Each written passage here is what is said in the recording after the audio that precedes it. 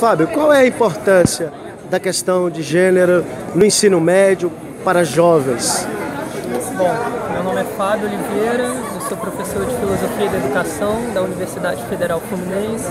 e professor da pós-graduação em Filosofia da Universidade Federal do Rio de Janeiro.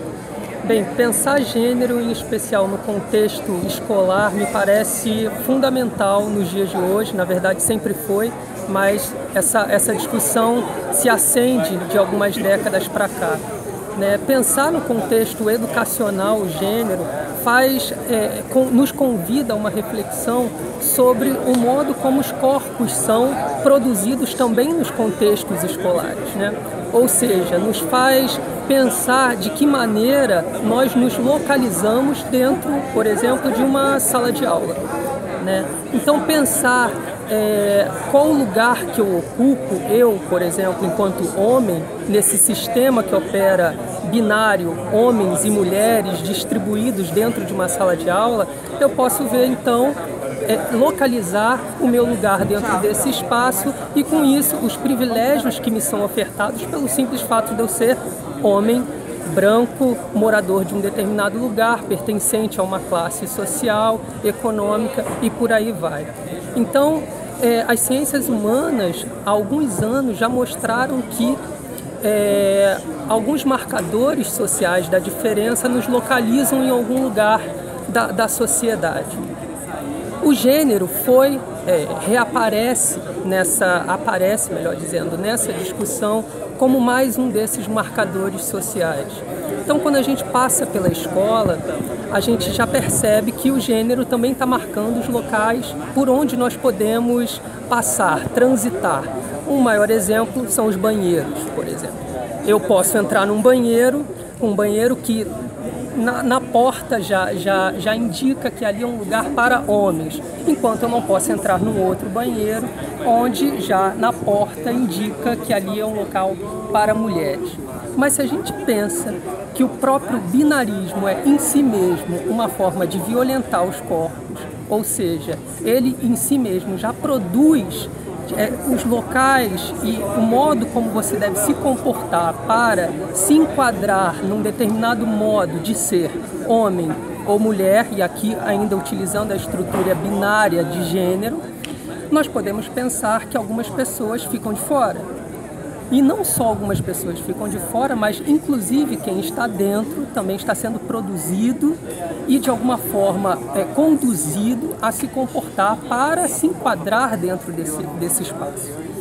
Então as escolas, de maneira geral, também reforçam alguns modos de produção de gênero. Então pensar o gênero dentro da escola nada mais é do que problematizar o seu próprio lugar dentro desse contexto. Então, algumas perspectivas contrárias e que dizem que não devemos discutir gênero na escola, na verdade, elas deveriam assumir que ao não discutir o gênero, nós também estamos produzindo uma forma de gênero. Porque quando a gente não discute, eu não tenho ferramentas para pensar quem sou eu dentro dessa escola e o que significa ser homem dentro de uma escola, como é o meu caso,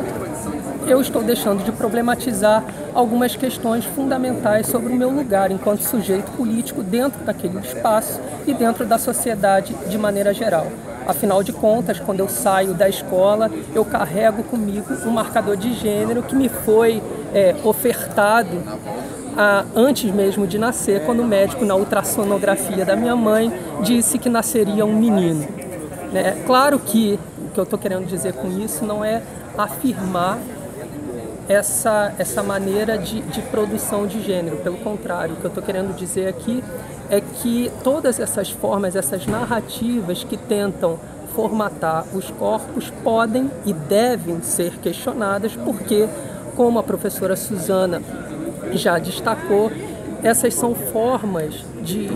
são construções históricas datadas e que, por serem históricas e datadas, podem ser repensadas. Então, hoje em dia,